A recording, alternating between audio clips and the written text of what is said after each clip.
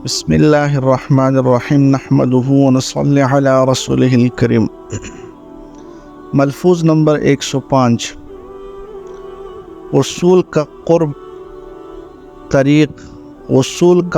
طریق اتباع سنت ہے۔ فرمایا کہ حضور صلی اللہ علیہ وسلم کی اتباع میں خاص برکت کا راز یہ ہے کہ جو شخص آپ کی حیت بناتا ہے اس پر خدا تعالیٰ کو محبت اور پیار آتا ہے کہ یہ میرے محبوب کا ہم شکل ہے، بس یہ وصول کا سب سے اقرب طریق ہے۔ فرمایا کہ حضور صلی اللہ علیہ وسلم کی اتباع میں خاص برکت کا راز یہ ہے کہ جو شخص آپ صلی اللہ علیہ وسلم کی حیت بناتا ہے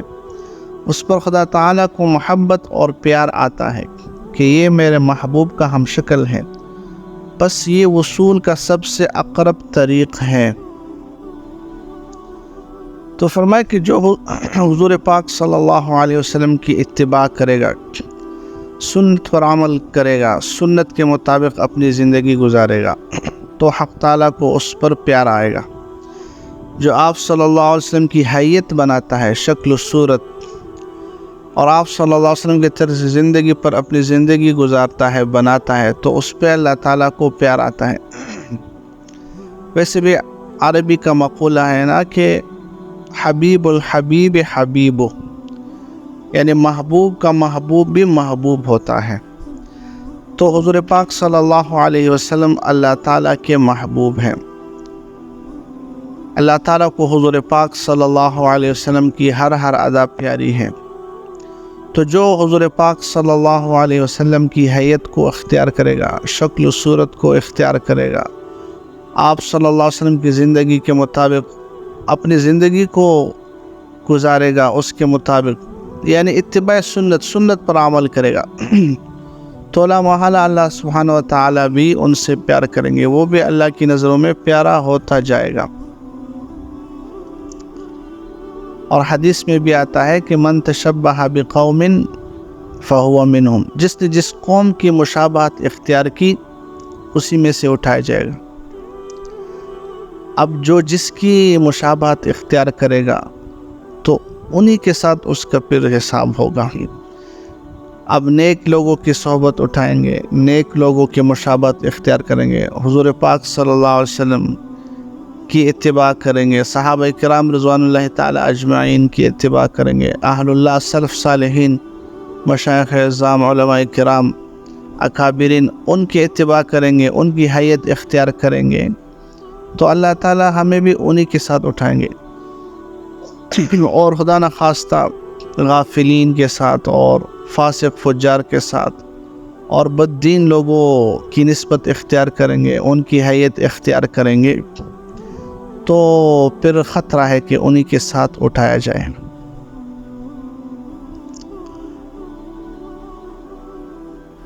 ایک دفعہ مرزا مظہر جانا رحمۃ اللہ ہمارے بہت بڑے بزرگ گزرے ہیں ہندوستان میں، دہلی میں، بہت نازک طباع تھے، بہت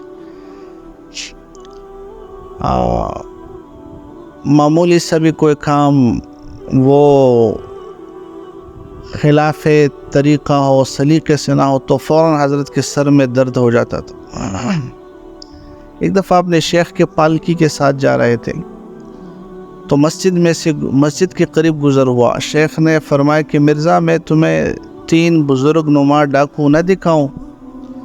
پھر فرمایا کہ وہ جو 3 شخص مسجد میں بیٹھے ہوئے ہیں بزرگوں کی شکل اختیار کی ہے، لیکن ڈاکو ہے، ڈاکہ ڈالنے کے لیے آئے ہیں کہ جب نمازی نماز سے فارغ ہو جائیں تو پھر ہم چوری کریں گے مسجد سے۔ اس انتظار میں مسجد میں بیٹھے تھے تو مرزا صاحب رک گئے۔ شیخ یہ سمجھے شاید کوئی تقاضا ہے، مرزا صاحب رک گئے۔ مرزا صاحب مسجد تشریف لے گئے، دیکھا تو 3 آدمی، بزرگ آدمی، جن کے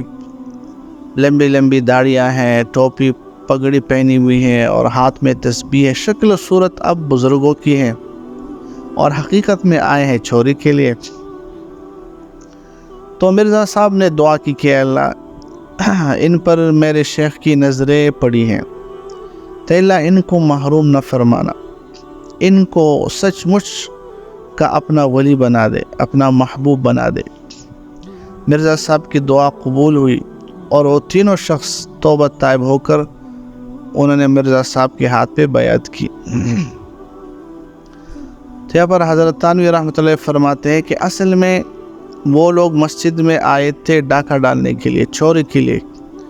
لیکن شکل و صورت بزرگوں کی، اہل اللہ کی، اللہ کے پیارے لوگوں کی حیت اپنائی تھی، بزرگوں کی شکل و صورت اختیار کی، اس لیے اللہ تعالیٰ کو پیار آیا اور اللہ تعالیٰ نے فیصلہ کیا کہ سچ مچ کا میں ان کو اپنا ولی بنا دوں۔ تو ولایت کے لیے پھر صاحب نظر کا ہونا ضروری ہے، کسی صاحب نظر کی نظر پڑے، توجہ ہو، تو اس کے لیے پھر مرزا صاحب کو بھیجا، انہوں نے توجہ ڈالی تو اللہ کے ولی بن گئے۔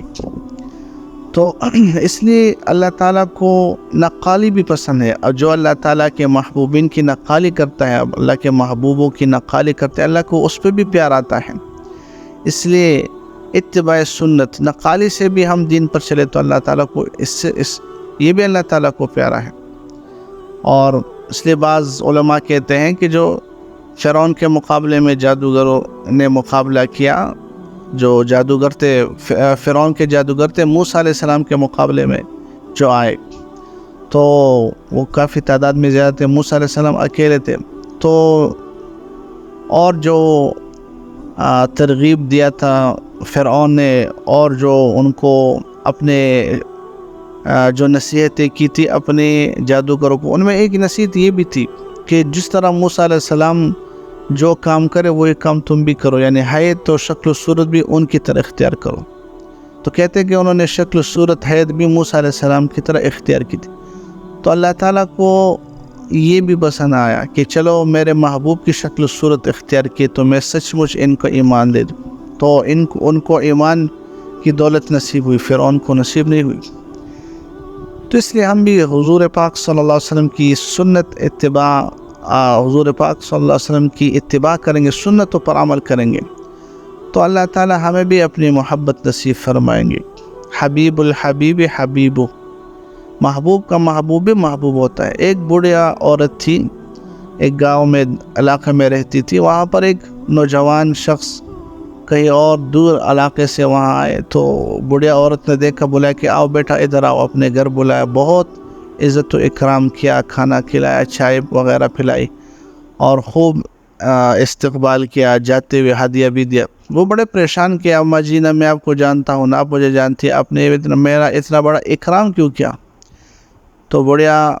ماں جی نے کہا کہ اصل میں تم میرے بیٹے کے ہم شکل ہو، میرا بیٹا ہے باہر کسی اور جگہ ہے، تو تم اس کے ہم شکل ہو، اس لیے میں نے تمہیں دیکھا، مجھے پیار آیا کہ دیکھو میرے بیٹے کی طرح ہے۔ تو اس طرح ہم بھی حضور پاک صلی اللہ علیہ وسلم کی حیت کو اپنائیں گے اور صحابہ کرام رضوان اللہ تعالیٰ اجمعین کی حیت کو اپنائیں گے، تو اللہ تعالیٰ ہمیں بھی دین میں رسوخ نصیب فرمائیں گے، اپنی محبت نصیب فرمائیں گے، تو اللہ تعالیٰ ہمیں ہر کام سنت کے مطابق کرنے کی توفیق عطا فرمائے، اور اللہ تعالیٰ ہمیں حضور پاک صلی اللہ علیہ وسلم کے نقش قدم پر چلنے کی توفیق، سنتوں پر چلنے کی توفیق اور سنتوں کو عام کرنے کی توفیق عطا فرمائے۔ آمین آمین آمین یا رب العالمین۔